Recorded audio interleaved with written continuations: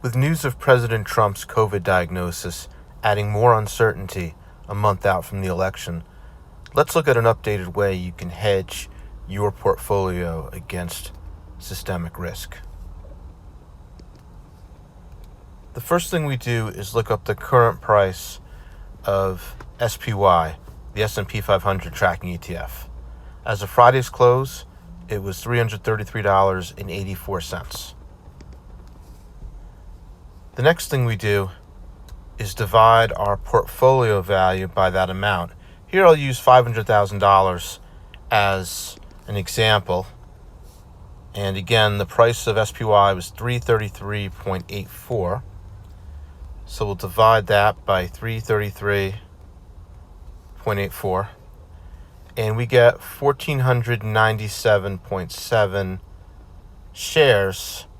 Why don't we round this up to 1,500 to be simple? So we open up the Portfolio Armor iPhone app and we enter in SPY as a symbol. And then we enter in 1,500 shares. And then here we enter in the largest decline that we're willing to risk. A common number I use here, which is sort of a middle ground between taking too much risk and costing too much to hedge, is 20%.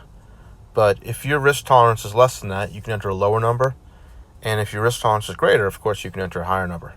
And here I'll use our default time to expiration, which is approximately 6 months out.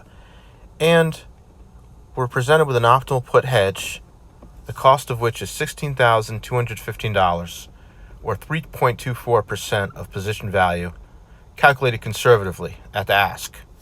If you annualize that cost as a percentage of position value, it comes out to 6.06%.